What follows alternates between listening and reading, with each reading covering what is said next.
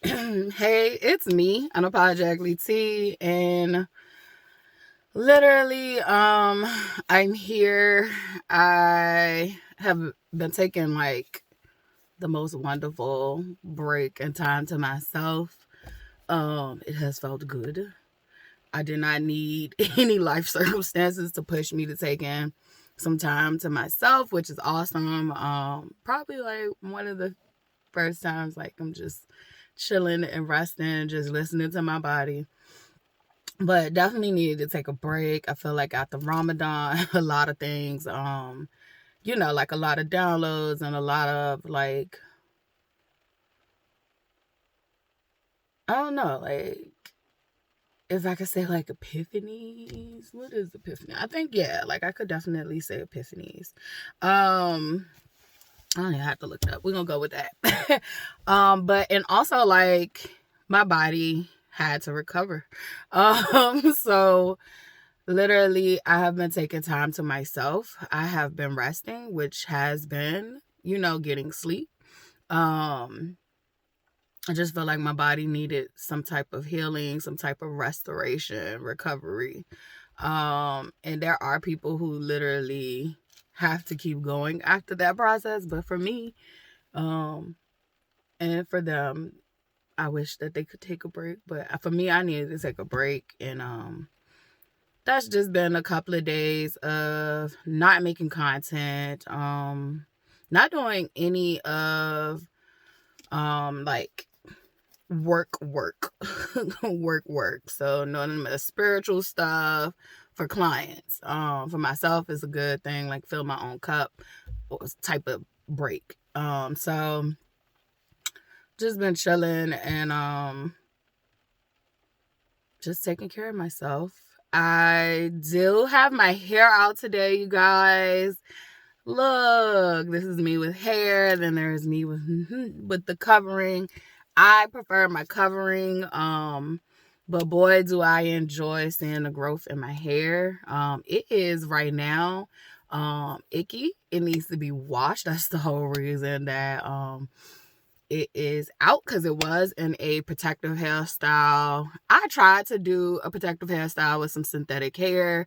I could not keep it in, you guys. It was making my scalp itch, which I'm not new or privy to that. And I typically do have to wash synthetic hair. And I wash like any hair you're going to put in my head.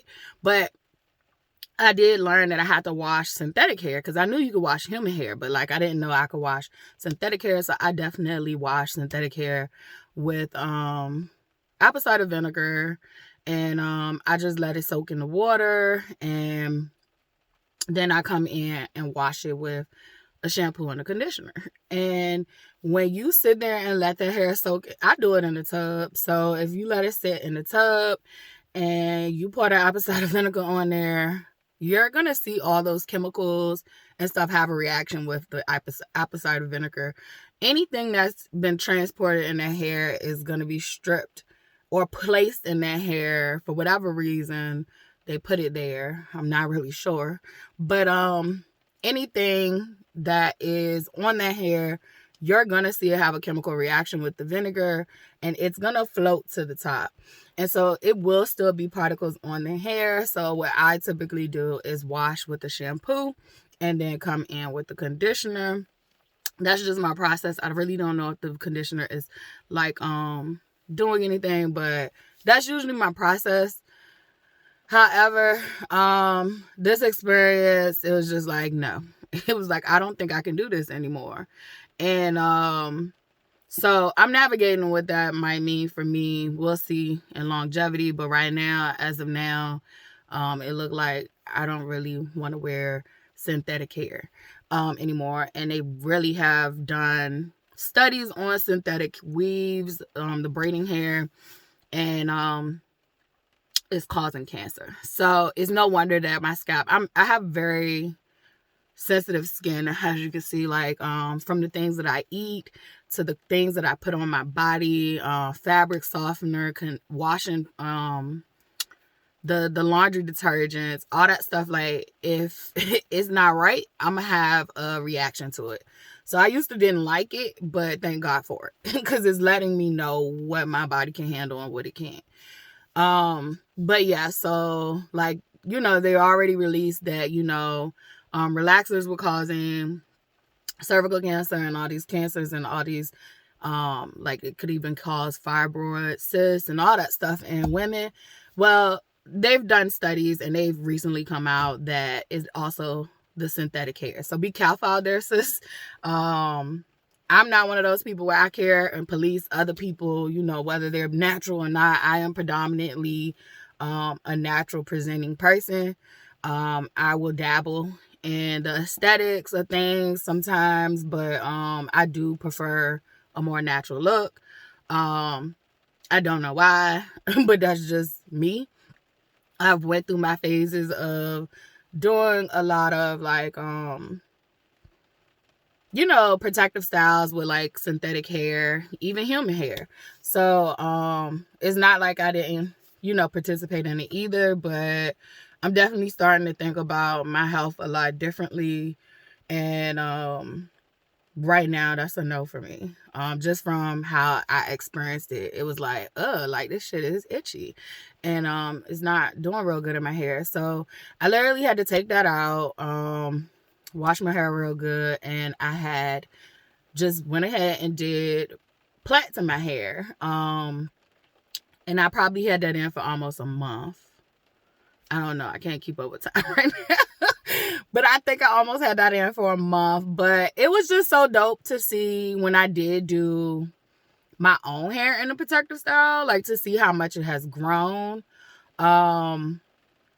Me taking care of my hair better. Like right now, my hair is a lot drier than what it usually would be. It's still not bone dry, but it's a lot drier than what it usually would be. And as you can see, like it's so thick, like you can get to scalp now. Like, but and excuse, when you have your hair in protective styles, it collects all that skin cells and all that stuff. So because I really haven't been playing outside of dirt, so it's skin cells. But just to show you like growth, like my hair has grown tremendously. I have been thinking about cutting off the parts that I dyed, just because you can see how my ends are. I mean, they're not the worst, but like I definitely see y'all getting too far on my scalp. I definitely said I need to wash this, so chill the fuck out. Be grossed out when you look at your own hair, because it's normal and natural. Y'all get on my nerves with this shit. Like, y'all have an adverse reaction to everything that's natural, but let it be artificial. We all, down for this shit. All right, so my locks. As you can see also with my locks, people who have locks know that this happens. So there's lint in my locks. I am not picking it out. What I did try to do, which is why you can't tell that dyed in anymore as much, is I tried to box dye it black because I didn't like seeing the lint. But now I'm just like, it's from me not wearing a bonnet all the time, like, or some type of hair wrap in the bed when I sleep. So if you see these little lines or spots in people's locks, it is not always just dirt or skin cells that is collecting in there. Most of the time it is product buildup and lint. So it's product buildup and lint. I'm not saying that, the locks don't get dirty or whatever like that, but I'm just saying that most of it is product buildup and lint. So definitely when you're seeing whiteness. But and it can be other, it just depends on what products they're using, what color it'll be. So also I wanted to show a representation of how much my hair has grown from last year. I cut my hair in March. We're in the month of April, and my hair is literally more than what my hair had grew locked up. And I would say probably like a little more than when my hair had grew locked up. We do know shrinkage is real, definitely when you're dealing with locks. And the hair coils up in here. So, but this is how much my hair has grown far as length, and yeah.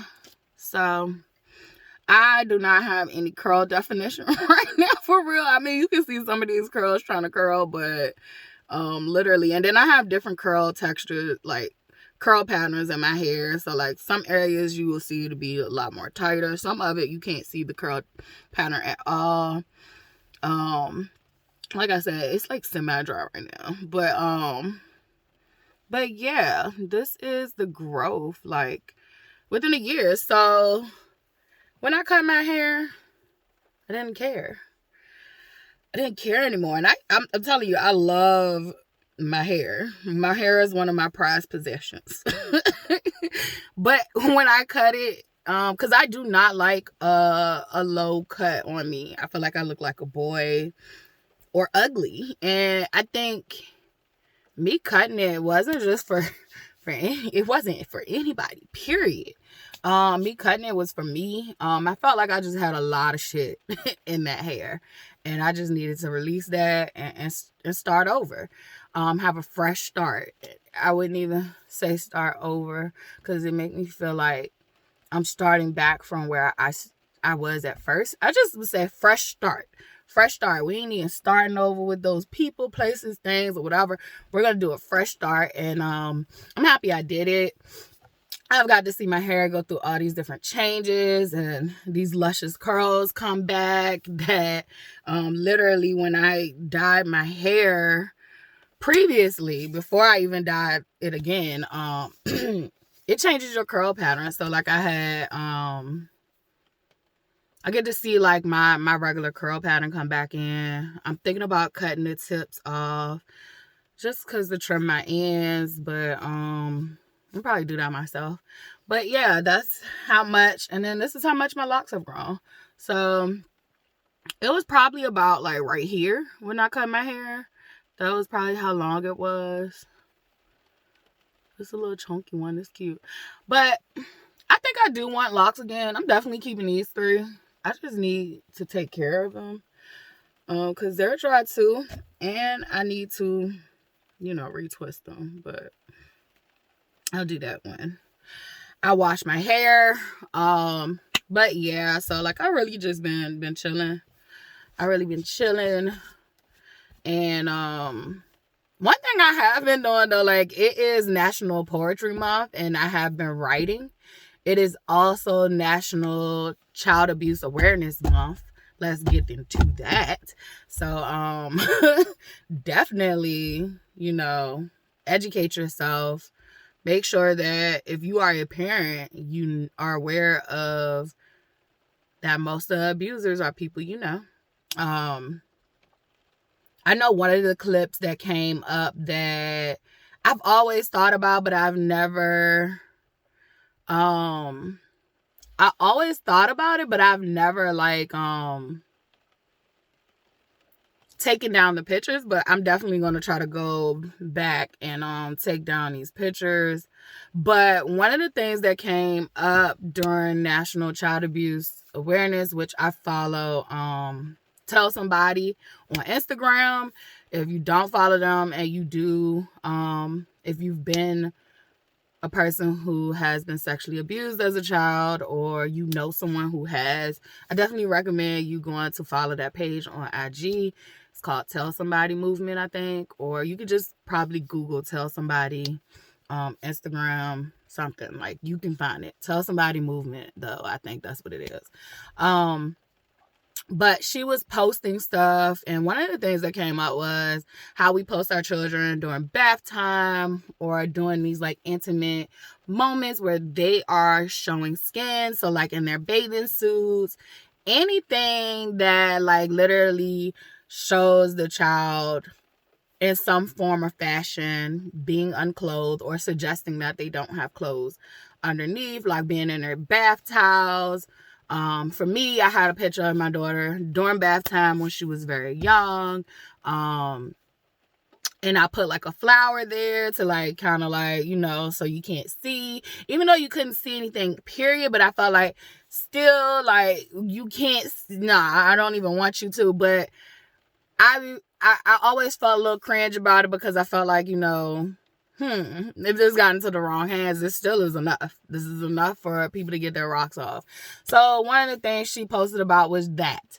It was just that. Literally, we see those things as innocent, and there are people online who don't. There are people online who can remove the emojis. So I'm just reiterating what she said, and it hit home for me, and I was like, yeah, I need to go delete those old photos of my kid. And in all actuality, she did not give consent. She be telling me that now. Like, I did not give you consent to post these pictures of me when I was little. And it's funny because I actually refused to post pictures of my child, like, for a couple of years while when she was first born. Like, I didn't post pictures of her. Like, it would be a rare moon when I would.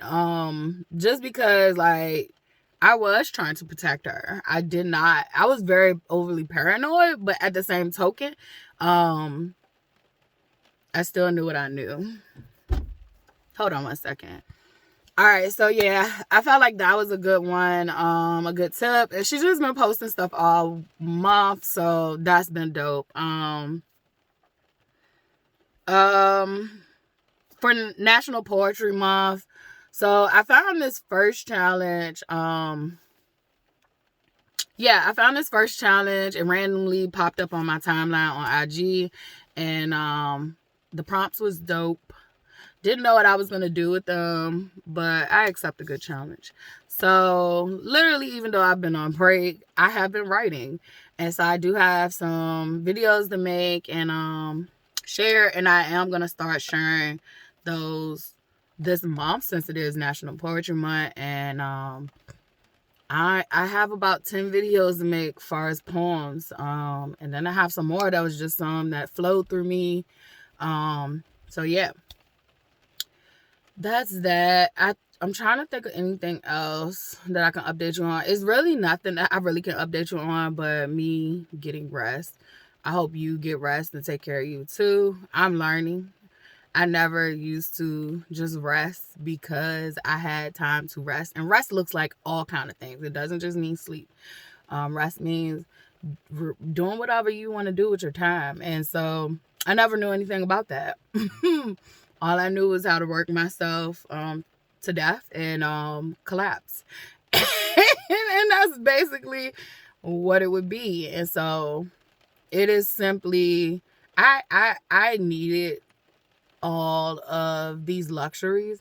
A lot of people look at the nice house, the nice car, the nice clothes, the nice this, the nice that.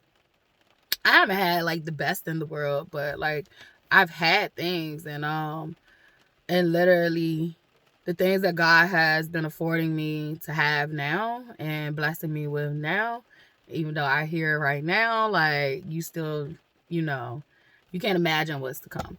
So, but what I am receiving right now and what I am grateful for and want to be grateful for the rest of this time on this place, is the luxury to have freedom,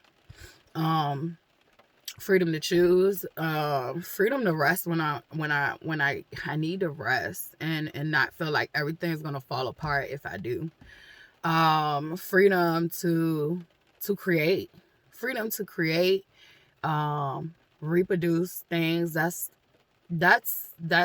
my human design. That's my human nature. I am a creator. And you can even go a step further and be like, God made me. He made us. So he made us in his image. And some of us have different gifts from God. And one of my gifts is, I think we all are creators, but some of us just don't see how we create. The engineer creates. The mathematician creates. Everybody is creating something. So I just love that I have the free time to be able to create and produce my art. And that's however it comes, whether it is me talking to you in these videos, me doing my poems, me writing my poems, and some of them I haven't shared with you, me writing my books on the sidelines. Like, a lot of things I am able to create, and I am creating and crafting myself right now with the help and grace of God. Like, I am rebuilding me. I am creating the best version of me. I am literally looking at how I respond to the stimuli in my environment and recrafting and rewiring and reprogramming myself to be the best version of myself despite my environment. So I am recreating and rebuilding the best version of me. I do not have I have made this clear. I do not want to be perfect. I do not want to fit a form of what everybody thinks it is to walk in God's image. I just want to be me. I want to be the best version of me. Sometimes I am wild. Sometimes I am like the most kind-hearted person. Sometimes I am a bitch. Like, sometimes I'm a bitch. So I don't want to be anybody but me. And I think that my soul begins to bleed and my spirit begins to flee when I deny the parts of me that makes me me. And that was deep. That was deep. Thank you. Whoever gave me that. But like, I made a joke with my daughter. Like, I used to tell her this since she was little. Like, I used to be like, I'm Dr. Seuss. Like, even though it's controversial to call him now, because he was racist during racist times. Like, go figure. A lot of you were, if you're still alive. But anyway, we're never going to look at the root cause of the problem. We're just going to look at individuals and not fix shit. So anyway, I would say, yeah, it's always been a natural gift for me to like say things deeply, say things poetically, talk about things deeper than what the average person would. And it's always left me feeling left out or not a part. And so I've always had to like dull my light and dull down who I was, make myself small, and never just really feel comfortable being myself and talking the way I really freaking think. And I don't think like the average person, but however, I get to meet people who think like me more now because I am being myself. So me being myself is attracting other people who are like-minded to me, and I thank God for that. So the luxuries that I am afforded, I don't have the things, you guys. I don't have the things at all. I am, still in this space of fighting to live as far as money. But internally, there is like this resistance that I no longer have. Confirmation. There is this resistance that I no longer have, this resistance that I no longer desire to have. I am literally submitting to God's way and God's will, and submitting to myself. I'm submitting to myself. I am worthy and I deserve everything that I am being afforded. And I am provided for. I literally just did a poem last night that is so fucking near and dear to my heart. We are so conditioned to think that we need all these different things when in all actuality, everything we need is free. Everything we need is free. Yes, it requires labor. Yes, it requires labor, but not the labor we've been conditioned to think. Everything we need is provided for on this earth. But yet, we are working and killing ourselves to have all these stupid things. And I'm not going to say they're stupid. They do provide convenience.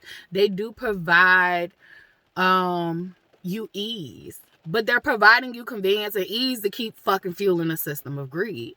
And so it's easier said than done because we have become complacent and comfortable with these things. I'm not saying we can't have these things.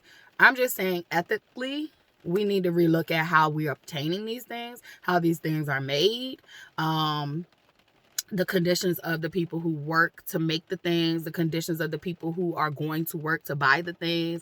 Like, all that needs to be checked out.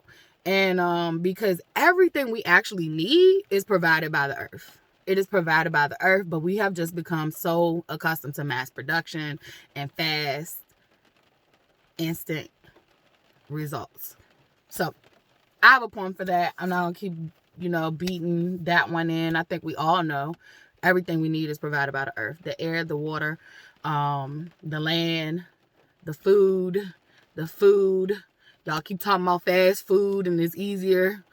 What happened to the days where we could go? I remember as a little girl, I could go pick plums off a tree and eat them while we was outside playing. I would go outside and I'd come in the house and give me a bowl and go pick blackberries.